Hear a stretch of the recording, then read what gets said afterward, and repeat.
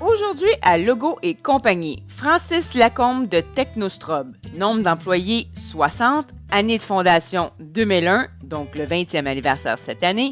Secteur d'activité manufacturier d'équipements de balisage situé à Coteau-du-Lac. Bonne écoute! Bonjour à toi et bonjour tout le monde. Bonjour Francis, ça va bien? Bonjour Karine, ça va très bien, merci. Bienvenue au podcast de Legault et compagnie qui est propulsé par Promco. C'est un podcast qu'on parle d'entrepreneuriat à l'état pur. Alors, pour commencer, j'aimerais ça savoir, Francis, dis-moi donc, c'est quoi ton poste, ton rôle dans l'entreprise chez Technostrobe?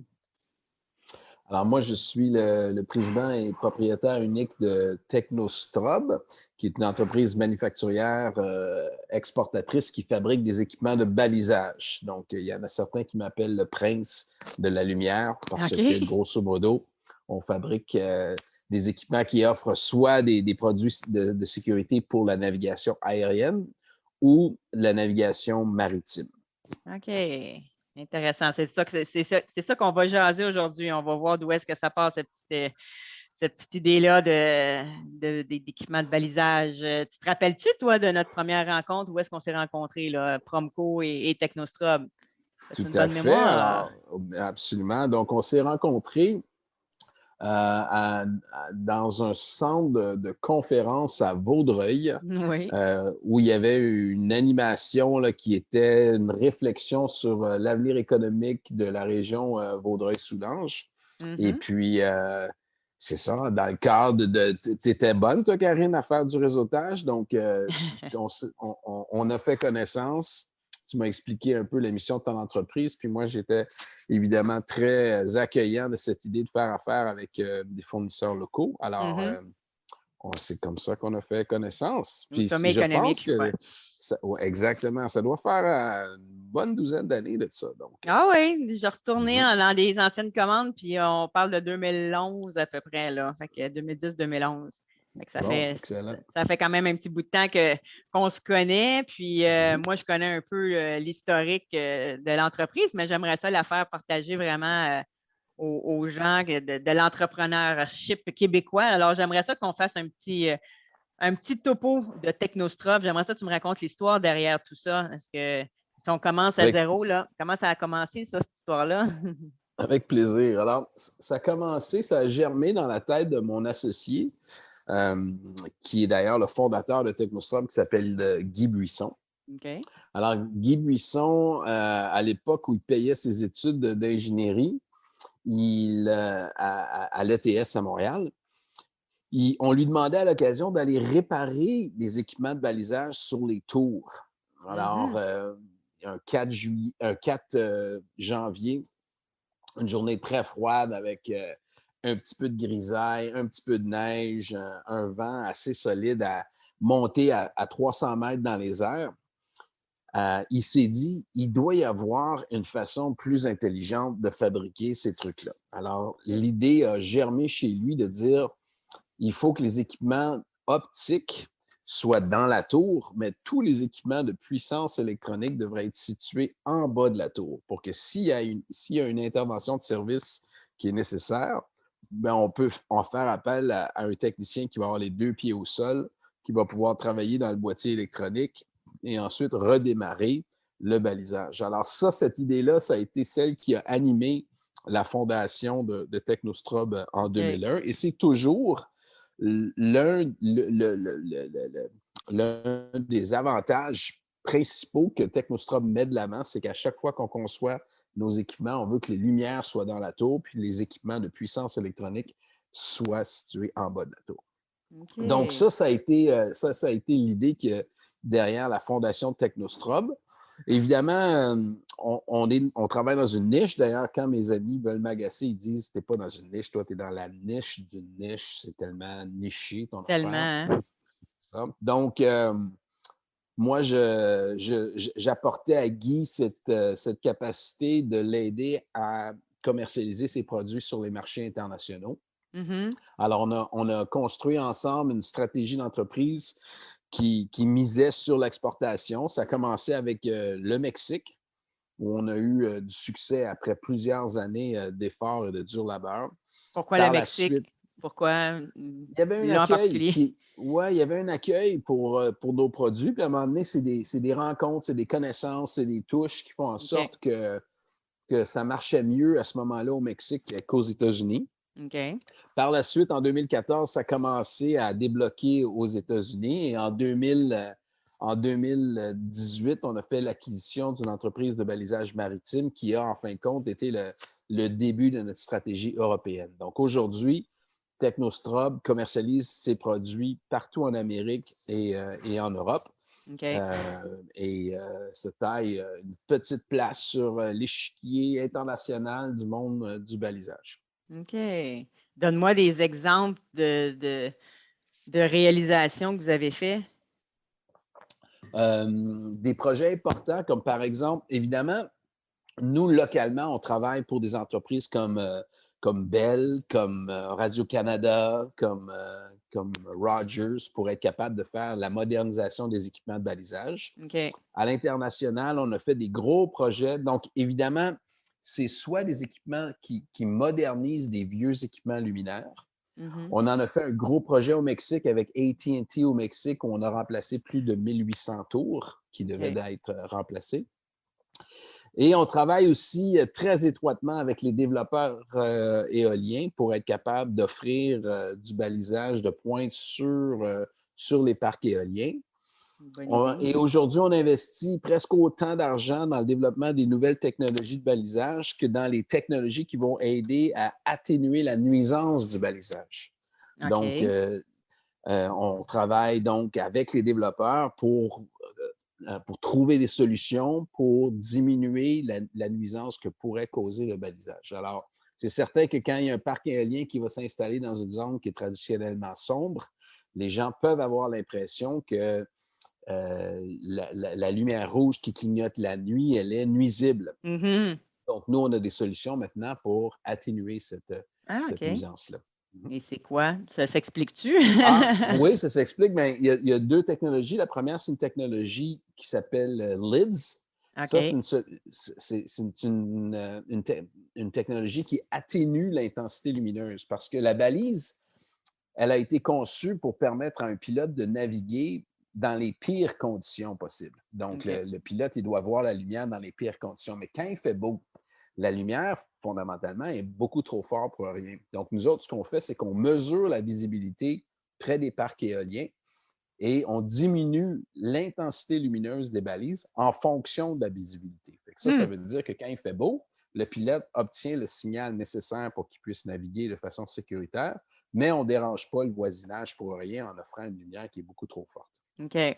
Il y a d'autres technologies de radar aussi. On est capable d'éteindre complètement la lumière et l'allumer uniquement au passage d'un avion. Oh, wow. Ça, c'est une autre technologie qui peut être utilisée. Ça dépend, en fin de compte, de la fréquence du passage et de la densité du voisinage autour des parcs en fonction de la solution qui est celle qui sera choisie par les promoteurs et les communautés. Avez-vous de la compétition dans ce domaine-là? Malheureusement, oui. OK. Mais comme dans n'importe quelle niche, je dirais qu'il y a à peu près une demi-douzaine d'entreprises en Amérique, surtout aux États-Unis, qui fabriquent ces produits-là également. Okay. Et à peu près une demi-douzaine de concurrents en Europe également. OK. Vous savez vous sortir du lot en étant tout le temps à l'affût des dernières technologies. Bien, audace, innovation, savoir-faire. Fait que ça, ce sont les trois valeurs fondamentales chez Technostrobe. Donc, audace, ça veut dire le droit de rêver, le droit d'imaginer quelque chose qui n'existe pas. Mm-hmm.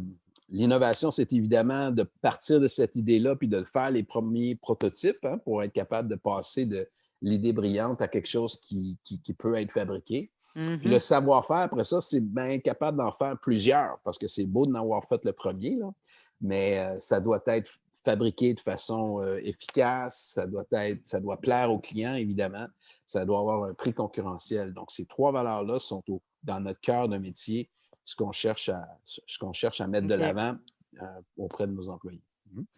Très bien dit. C'est la première fois que je me fais expliquer les valeurs d'entreprise de cette façon-là, aussi fluide et qui se rejoignent toutes les trois. C'est vraiment génial. Félicitations. Merci. Puis d'où provient le nom de l'entreprise Technostrobe? En fin de compte, ça vient de la notion qu'évidemment, le balisage, c'est une technologie qui est stroboscopique hein, au niveau de son clignotement. Donc, on a jumelé le mot technologie avec stroboscopique, puis ça a donné Technostrobe. OK. En fin de compte, en termes marketing, ce qu'on a fait ensuite, c'est qu'on a imaginé ce qu'on appelle le swoosh. Alors, le swoosh, c'est en fin de compte une représentation d'un faisceau lumineux rouge Oui. qui, en fin de compte, est la marque de commerce commune à toutes les filiales de Technostrobe et aux distributeurs de Technostrobe. Donc, OK. le nom de nos filiales, le nom de nos partenaires peut changer, mais tout le monde utilise le même swoosh pour être capable d'avoir un effet de marque commun avec les moyens qui sont les nôtres. OK. C'est ça, les gens ne le voient pas en podcast, on n'a pas de vidéo, mais si jamais vous voulez aller voir sur le site Internet, vous allez voir de quoi il parle. Le logo avec le swoosh rouge, finalement. Exactement, C'est ça le que tu veux swoosh rouge décrire. sur technostrobe.com. Exactement, super ça. Puis c'est un logo qui est quand même facilement applicable sur des articles promotionnels. J'ai pas de misère du tout à l'appliquer. Des fois, on peut le mettre en une couleur ou le mettre en deux couleurs. Là. C'est vraiment le fun à travailler comme logo. Dans le passé, on a fait puis même dans le présent, là, on fait des choses ensemble, des articles promotionnels, on fait des manteaux, des polos, on a fait des tasses. Exact. On a fait des lampes de poche Oui. ultra puissantes. Et parfois, on travaille la couleur, puis parfois, on travaille uniquement comment on appellerait ça, l'embossage. Hein? Donc, Oui. ça aussi, ça peut être intéressant. Fait que le logo, il se porte facilement à plusieurs apparences. En fait. Exactement, exactement. Puis il y a un cadeau que vous donnez dans vos expositions ou à des nouveaux clients. Veux-tu nous en parler un petit peu de La ces... fameuse balle rebondissante. Alors ça, Karine, c'est la trouvaille. Ça, probablement que quand je vais prendre ma retraite dans 20 ans, on va être encore en train d'offrir des Penses-tu? balles rebondissantes dans les shows. C'est Parce fou, que depuis 2011, j'ai ça dans mes commandes. c'est exact. Puis à un moment donné, c'est comme en fin de compte un bon message. Hein? Mais que ce soit le logo, que ce soit le tagline qu'on a identifié qui est La nuit nous allume, ces messages-là, ils ne perdent pas de leur pertinence simplement parce que le temps avance. Quand on a trouvé un bon, quand tu as trouvé, quand tu as passé une démarche importante pour essayer de trouver ce logo-là ou ce tagline-là, il faut être capable de le reproduire plusieurs fois. Donc, cette fameuse balle rebondissante-là, quand j'étais jeune, on appelait ça un Super Bowl parce que le premier bon, il est important, mais le deuxième, c'est incroyable. Cette balle-là, elle rebondit de façon très importante. Puis, lorsqu'elle rebondit, il se déclenche une lumière clignotante à l'intérieur de la balle. Oui. Et c'est un cadeau absolument facile pour que les papas et les mamans au show, ils puissent ramener ça à leur enfant. Et ça amuse tous les petits, là, je te dirais, de 1 an à 8 ans. Ils prennent tous un énorme plaisir à jouer avec cet objet-là. Donc, j'ai des gens, moi, qui reviennent à chaque salon. Ils disent, Francis, t'aurais-tu une ou deux balles rebondissantes à m'offrir? Garde-moi-en de côté, j'en veux absolument. Donc, pour cette raison-là, ça reste le cadeau de prédilection que le swag que Technostrobe choisit d'offrir lors des salons. Ça me rappelle vraiment des souvenirs quand j'étais jeune parce que mon père, moi, était dans le côté distribution. Justement, il faisait beaucoup, beaucoup de salons aux États-Unis quand il était jeune. Il revenait avec des gros sacs de cadeaux, là, puis il y en avait des genres de choses comme ça là, pour les enfants, justement. Là. Fait qu'à chaque fois que je te vends les balles, je pense à ça. Ça me rappelle mon petit sac cadeau que mon père avait quand j'étais jeune. Puis j'essaye habituellement dans les podcasts d'offrir une idée originale pour répondre soit à un enjeu du client ou pour démontrer vraiment ma créativité et tout. Mais je sais à quel point les balles, c'est important pour vous autres, c'est dur à déloger, mais j'ai quand même arrivé avec une ou deux idées que je me dis, peut-être que ça pourrait déloger la balle, là, mais ou peut-être être ajouté à ça pour certains événements. Là. Fait que je me lance, OK? Vas-y, je t'écoute. Je vais te proposer deux idées. Bien, pour remplacer une balle, il y a maintenant les yo-yo lumineux. Donc, ça ne rebondit pas. Là, ça parlait du bon. C'est pour ça que je trouve que ça n'a plus vraiment rapport parce que j'aimais le concept que tu parles du bon, le premier bon, le deuxième bon, là. Mais Mhm. sache qu'il y a des yo-yo qui sont lumineux rouges, que donc c'est toujours pour les enfants qui peuvent, ça peut faire différent. Mais il y a aussi les réflecteurs qui sont en forme de rond que tu peux mettre vraiment un petit peu partout, que tu peux mettre après ton sac d'école, que tu peux mettre après le chien aussi quand tu vas prendre une marche, que tu peux mettre après ton vélo, que tu peux mettre vraiment partout. Puis il est stroboscope aussi, donc tu payes sur un bouton, puis il peut faire le strobe. Fait que, étant rond aussi, ça peut rappeler la balle, là. Fait que OK. ça, ben, c'est quelque chose que les gens, n'importe quel âge, peuvent utiliser, puis même des animaux peuvent utiliser, des enfants ou des adultes. Fait que je me Mhm. disais, je te montrerai ça, je t'enverrai un petit courriel pour te montrer le produit que je veux dire. Je ne sais pas si tu vois un petit peu, là, mais il y a comme une petite une planche en arrière, là, un petit clip là, pour l'accrocher un petit peu n'importe où. Oui. J'ai appris que la chose qui est la qualité, l'une des qualités qui distingue les propriétaires d'entreprise, c'est la capacité de dire non. Oui! Alors, j'ai appris, moi, dans ma carrière, que je pouvais dire non. Alors, C'est-tu un ça va me nom? faire, je vais me faire plaisir de voir ce que tu as à me proposer, Oui. mais c'est possible que je reste avec ma petite balle Ben rebondissante. oui, je m'en doutais, surtout de la manière que tu en parles, là. Sauf que ça fait partie de mon podcast, il fallait que j'en parle, mais j'adore Tu as l'idée de la raison, balle tu as aussi. raison. Alors, elle était difficile à déloger, celle-là. Puis, bon, mais pour terminer, je ne vais pas te retenir plus longtemps. Je voulais savoir si on termine tout le temps avec un conseil pour les auditeurs en lien avec la conciliation travail-famille. Les gens ne le savent pas, mais tu me parles en direct de Paris en ce moment parce que toi, tu es un grand voyageur. Et puis, comment tu fais pour gérer tout ça, là, le voyagement et la conciliation travail-famille? Raconte-moi donc ça un peu. Oui, bon, donc tu as raison, je me déplace beaucoup entre l'Amérique du Nord et l'Europe pour être capable d'assurer le développement de l'entreprise. Mhm. Sur la conciliation travail-famille, donc, tu m'avais parlé d'un conseil. Si j'ai un conseil à donner, c'est bien choisir son conjoint ou sa conjointe. C'est OK. probablement la condition sine qua non parce que moi, j'ai eu mon épouse, donc parfois me suit, parfois reste derrière et on a réussi à trouver. On a toujours fait ça. Ça fait 25 ans qu'on est mariés, donc Wow. on a réussi Félicitations. à travers tout ça d'élever deux enfants et OK. puis qui sont maintenant grands. Alors, je ne vous cacherai pas que quand les enfants sont grands, c'est un peu plus facile de mener la vie que je mène actuellement. Mhm. Mais c'est ça. Le secret, c'est de trouver un conjoint ou une conjointe avec qui tout ça sera compatible. Parce que, Compréhensif. ouais, tu sais, l'équilibre, c'est très difficile, cette notion d'équilibre. Moi, je dis, ma vie est plutôt faite de nombreux déséquilibres, mais à OK. travers tout ça, on trouve du bonheur, puis on trouve du plaisir à vivre la vie qu'on vit. Ah, super. Merci pour le bon conseil. C'est super ça. Puis, ben, si vous voulez en savoir plus sur mon invité, je vous invite à visiter le site internet technostrobe.com. Puis, vous allez pouvoir voir un petit peu les différents produits, mettre ça en images. Je te remercie pour ton précieux temps, Francis. Ça a été très agréable. Ça n'a pas été trop long.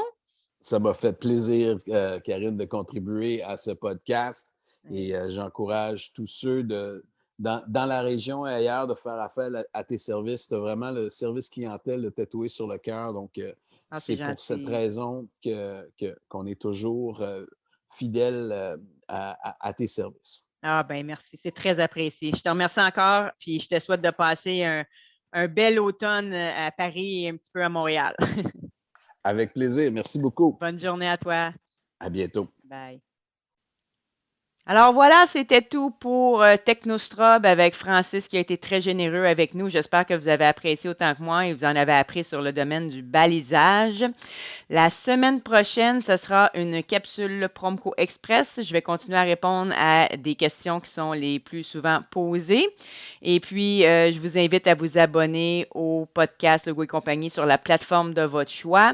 Je vous invite aussi à vous abonner au Promco Mag, l'infolette de Promco, directement sur le site de promco.com et de nous suivre sur toutes les plateformes, que ce soit Facebook, LinkedIn ou Instagram. Merci beaucoup pour votre écoute et je vous souhaite une excellente semaine. Au revoir.